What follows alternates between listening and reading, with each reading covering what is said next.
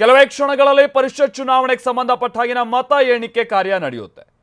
ಸಂಜೆ 5 ಗಂಟೆಗೆ ಆರಂಭ ಆಗುತ್ತೆ ಮತ ಎಣಿಕೆ ಪ್ರಕ್ರಿಯೆ. ನಿಮ್ಗೆ ಗೊತ್ತಿರೋ ಹಾಗೆ 222 ಶಾಸಕರು ಈಗ ಆಲ್ರೆಡಿ ಮತದಾನವನ್ನ ಮಾಡಿದ್ದಾರೆ. ಚುನಾವಣೆಯಲ್ಲಿ 100% ಮತದಾನದ ಬಗ್ಗೆ ಈಗ ಆಲ್ರೆಡಿ ಮಾಹಿತಿ ಕೂಡ ಲಭ್ಯ ಆಗಿದೆ. ಕೇಂದ್ರ ಚುನಾವಣಾ ಆಯೋಗಕ್ಕೆ ಇಮೇಲ್ ಮುಖೇನವಾಗಿ ಚುನಾವಣಾ ಅಧಿಕಾರಿಯಾಗಿರುವಂತಹ MK ವಿಶಾಲಾಕ್ಷಿ ಅವರು ಮಾಹಿತಿಯನ್ನ ರವಾನಿಸಿದ್ದಾರೆ ಅಂತೇಳಿ ತಿಳಿದು ಬಂದಿದೆ. ಸೊ ಈಗಿರುವಂಥದ್ದಂತ ಅಂದ್ರೆ ಬಹುಶಃ 6 ಅಭ್ಯರ್ಥಿಗಳಿಗೆ ಸಂಬಂಧಪಟ್ಟಾಗೆ ಏನು ಸಮಸ್ಯೆ ಇಲ್ಲ. ಕರೆಕ್ಟಾಗೆಲ್ಲ ವೋಟ್ ನಿಯಮಾನುಸಾರವಾಗಿ ಎಲ್ಲ ದಾಖಲಾಗಿದ್ರೆ 7ನೇ ಅಭ್ಯರ್ಥಿಗೆ ಸಂಬಂಧಪಟ್ಟ ಹಾಗೆ ಈಗಿರುವಂಥದ್ದು ಕುತೂಹಲ.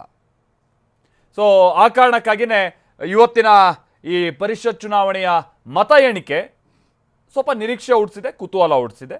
5 ಗಂಟೆಗೆ ಶುರುವಾಗುತ್ತೆ. ಹತ್ತತ್ರ ಒಂದು 3/4 ಗಂಟೆಯಿಂದ 1 ಗಂಟೆ ಒಳಗೆ ಎಲ್ಲ ಮುಗಿದೋಗ್ಬಿಡುತ್ತೆ ಅಂತ ಮಾಹಿತಿ.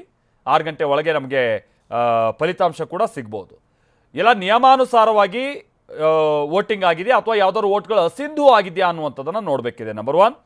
ನಂಬರ್ 2, ಮತ್ತೊಂದು ವಿಚಾರ ಯಾಕೆ ಕುತೂಹಲ ಅಂತಂದರೆ ಕ್ರಾಸ್ ವೋಟಿಂಗ್ ಎಷ್ಟಾಗಿದೆ ಅನ್ನುವಂಥ ವಿಚಾರವಾಗಿ. ಬಹುಶಃ ಆಗಿದೆ, ಇವತ್ತು ಭಾಳ ಕ್ರಾಸ್ ವೋಟಿಂಗೇ ಆಗಿದೆ.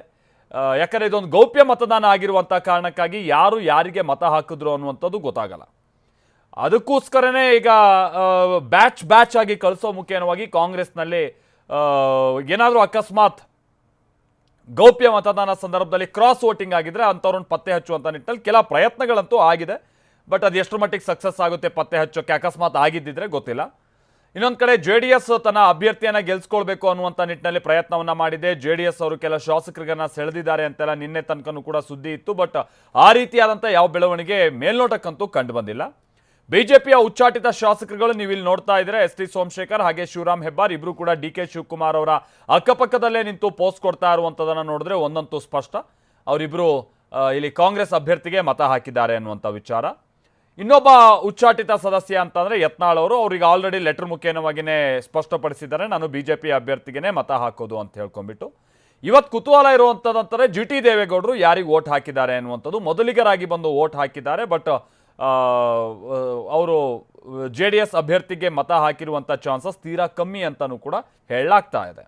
ಹಾಗಾಗಿ JDS ಇರುವಂತಹ 18 ಮತಗಳ ಪೈಕಿ BJPಯ ಹೆಚ್ಚುವರಿ ಮತಗಳನ್ನು ಕೂಡ ಪಡೆದುಕೊಂಡು ಅದಾದ ನಂತರದಲ್ಲಿ ಉಳಿದಂಥ ಮತಗಳನ್ನು ಸೆಳೆದಿದೆಯೋ ಅಥವಾ JDSನ 18 ಮತಗಳೇ ಅವ್ರಿಗೆ ಬಂದಿದೆಯೋ ಇಲ್ವೋ ಅನ್ನುವಂಥದ್ದು ಕೂಡ ಖಚಿತತೆ ಇಲ್ಲ. ಆ ಕಾರಣಕ್ಕಾಗಿ ಇದು ಕುತೂಹಲ ಮೂಡಿಸ್ತಾ ಇದೆ. ಬಹುಶಃ ಕ್ಯಾಬಿನೆಟ್ ವಿಸ್ತರಣೆ ಆಗಿದ್ದಿದ್ರೆ ಕೆಲವರು ಅಸಮಾಧಾನಿತರು DK ಶಿವಕುಮಾರ್ ಅವ್ರ ಮೇಲಿನ ಸಿಟ್ಟಿಗೋ ಕಾಂಗ್ರೆಸ್ ಮೇಲಿನ ಸಿಟ್ಟಿಗೋ ಕ್ರಾಸ್ ವೋಟಿಂಗು ಈ ಥರದ್ದೆಲ್ಲ ಭಾಳ ಆಗ್ತಾ ಇತ್ತು ಅನ್ನುವಂಥ ನಿರೀಕ್ಷೆ ಇತ್ತು ಅಥವಾ ಮಾತುಗಳಿತ್ತು. ಬಟ್ ಇನ್ನೂ ಕೂಡ ಕ್ಯಾಬಿನೆಟ್ ಎಕ್ಸ್ಪ್ಯಾನ್ಷನ್ ಇದೆಲ್ಲ ಆಗದೇ ಇರುವಂಥ ಕಾರಣಕ್ಕಾಗಿ ಎಲ್ಲರೂ ಕೂಡ ಈಗಲೂ ತಮಗೊಂದು ಸಚಿವ ಸ್ಥಾನ ಸಿಗ್ಬೋದು ಅನ್ನೋಂಥ ಕುತೂಹಲದಲ್ಲಿದ್ದಾರೆ. ಆ ಕಾರಣಕ್ಕಾಗಿಯೇ ಬಹುಶಃ ಈಗ ಕ್ರಾಸ್ ವೋಟಿಂಗ್ ಮತ್ತೊಂದು ಆಗಿರ್ಬೋದಂಥ ಚಾನ್ಸಸ್ ತೀರಾ ಕಮ್ಮಿ.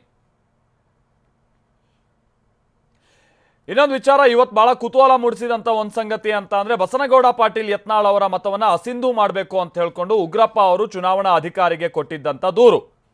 ಆದರೆ ಆ ದೂರನ್ನು ಆ ನಂತರದಲ್ಲಿ ತಿರಸ್ಕರಿಸಿದ್ದಾರೆ ಅಂತೇಳಿ ತಿಳಿದು ಬರ್ತಾ ಇದೆ. ತಿರಸ್ಕರಿಸೋಕೆ ಏನು ಕಾರಣ ಅಂತ ಅಂದರೆ ಅವರು ಈ ಮತದಾನ ಆಗುವಂಥ ಆ ಸ್ಥಳದಲ್ಲಿ ಅಥವಾ ವಿಧಾನಸೌಧದ ಆಸುಪಾಸಲ್ಲಿ ಅವರೆಲ್ಲೂ ಕೂಡ ನಾನು ಯಾರಿಗೆ ವೋಟ್ ಹಾಕಿದ್ದೇನೆ ಅನ್ನುವಂಥದ್ದು ಹೇಳಲಿಲ್ಲ.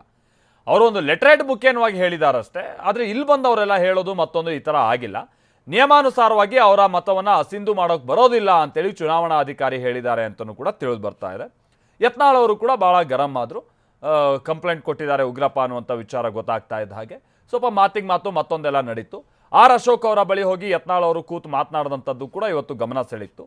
ಅಶೋಕ್ ಅವರು ಕೂಡ ನಿನ್ನೆನೇ 2 ಸಲ ಮಾತಾಡಿನಿ, ಇವತ್ತು 2 ಸಲ ಮಾತನಾಡಿದ್ದೀನಿ ಅಂತ ಹೇಳಿದ್ರೆ, ಈ ಕಡೆ BJPಯ ರಾಜ್ಯಾಧ್ಯಕ್ಷ BY ವಿಜಯೇಂದ್ರ ಮಾತ್ರ ಅವರು ಯಾರಿಗೆ ವೋಟ್ ಹಾಕ್ತಾರೆ ನೋಡೋಣ ಅನ್ನುವಂಥ ರೀತಿಯಾಗಿ ಭಾಳ ಒಂದು ಇಂಟ್ರೆಸ್ಟೆಡ್ ಇರುವಂಥ ರೀತಿಯಾಗಿ ಇರಲಿಲ್ಲ. ಸೊ ಈ ಮುಖ್ಯವಾಗಿ ಯತ್ನಾಳ್ ಹಾಗೆ ವಿಜಯೇಂದ್ರ ನಡುವಿನ ಮುನಿಸು ಒಂದು ಕಡೆ ಮುಂದುವರಿತಾ ಇದ್ರೆ, ಅಶೋಕ್ ಹಾಗೆ ಯತ್ನಾಳ್ ಅವರ ಜೊತೆಗಿನ ಈ ಮಾತುಕತೆ ಭಾಳ ಕುತೂಹಲ ಮೂಡಿಸ್ತಾ ಇತ್ತು.